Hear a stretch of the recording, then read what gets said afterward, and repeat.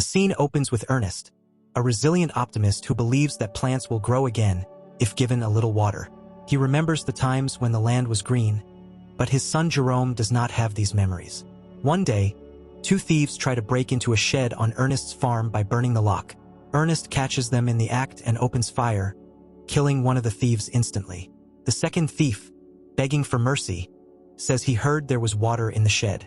Pretending to need to urinate, he tries to draw a weapon, but Ernest is quicker and knocks him down.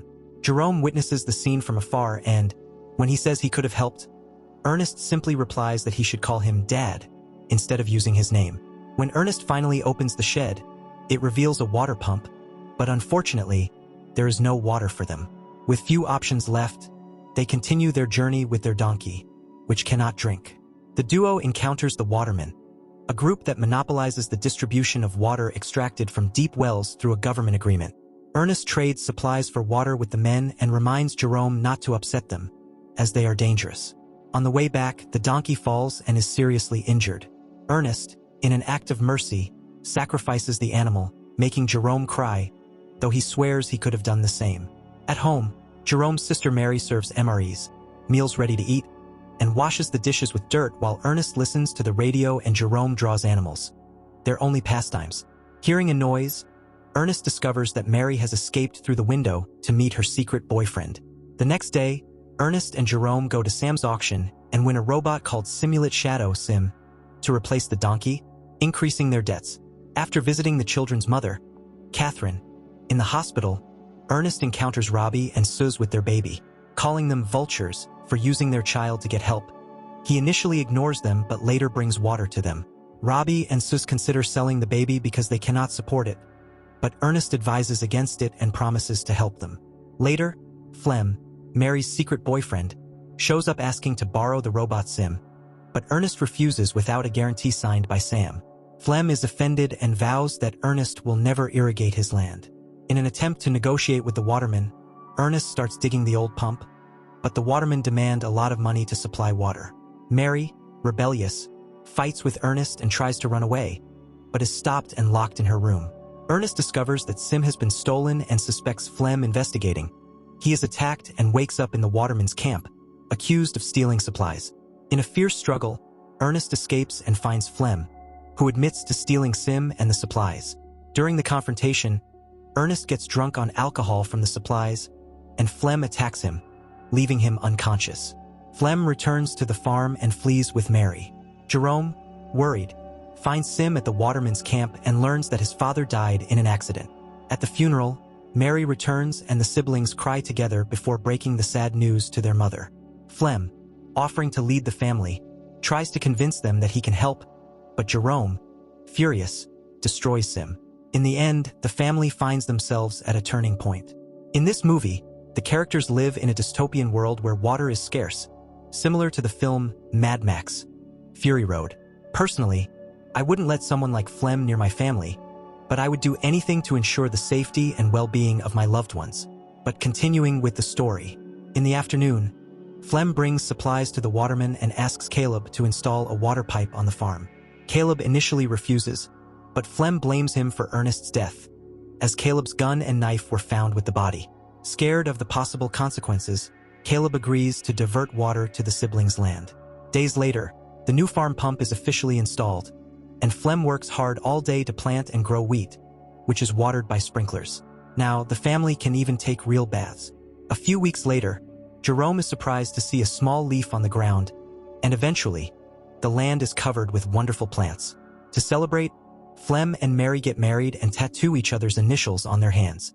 During the party, Flem drinks and broods over Ernest's death.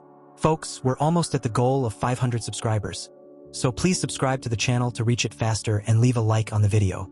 A few days pass, and Sam shows up at the farm with two men from the bank. Ernest's debt is huge, and they want Flem to pay it. Flem scares the horses with his bicycle to seem tough, but Sam scolds him, explaining that no one ever wanted to buy the land, and Ernest had it because he simply never moved. Thanks to the water and crops, the bank can now sell it, so Flem must pay if he doesn't want to lose it. That night, Flem puts Sim in his truck and picks up Robbie with his baby, pretending they will ask for prices just to get an idea, only to sell the baby against Robbie's will. Desperate, Robbie asks for the baby back, and the buyers open fire, killing Robbie. They try to shoot Flem too, who fights back while fleeing, leaving the machine behind. Sim gets caught in the crossfire, activating a mode that guides him back to the original factory. The next day, Flem pays the bank with the baby money but tells the siblings he sold Sim to Robbie. Meanwhile, Sim reaches the city and is found by his builder, Calvin, who finds the owner's information and calls the farm. Jerome answers the call and becomes suspicious, then runs to the local market. Jerome finds Flem talking to Suze, who is holding a doll pretending it's her baby. Realizing this, Jerome tries to talk to them, but Flem quickly takes Suze away. Later at the farm, Jerome asks Flem about Robbie, but Flem says Robbie took Sim and abandoned his family. Determined to find out the truth, Jerome announces that he will visit his mother, but actually takes a bus to the border. However, the guards won't let him through because he is a minor without a guardian. At that moment, he is approached by Anna, who offers to cross him if he pays.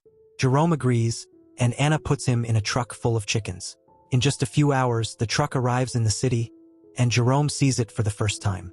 He reunites with Anna, and she takes him to the factory but only accepts half the money as payment. She explains that the return trip is a sham. He doesn't need a guide to come back because no one will stop him from leaving. Before leaving, Jerome asks if she ever met a guy named Ernest, but Anna doesn't recognize the name. Then, Jerome meets Calvin, who shows him all the machine's functions. Sim's eyes are cameras made to capture the inclination for reforestation and recorded everything Sim saw. Calvin teaches Jerome how to use it and gives him some privacy. Jerome is moved to see his father again, but this turns to horror when he discovers that Flem killed Ernest.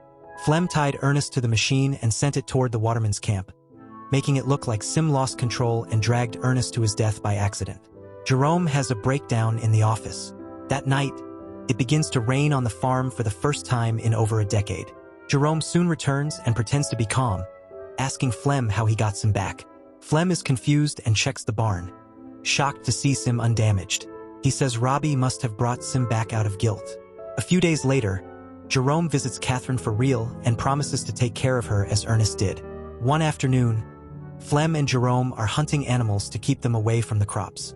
Flem misses all his shots and passes the rifle to Jerome, blaming the gun for his failure. Jerome is very tempted to shoot Flem but instead kills a deer, proving that the problem is Flem's aim. When they return home, Jerome hides the rifle in his room. During lunch, Jerome says he received a call from Robbie, who is looking for Flem. This angers Flem, who loses control, calling Jerome a liar. Mary scolds him for his attitude, and Jerome insists he is telling the truth, so Flem leaves the room furious. The next day, Flem receives a letter written by Jerome pretending to be Robbie. The message asks Flem to meet Robbie at the cliffs because he is in trouble. Before leaving, Flem looks for the rifle, and Jerome says he took it to the store to be fixed, as Flem said it wasn't working well. Flem has to pretend not to be caught and apologizes for his outburst at the table. After taking a knife, Flem goes to the cliffs with Sim and calls for Robbie. Suddenly, he falls into a trap and breaks his legs.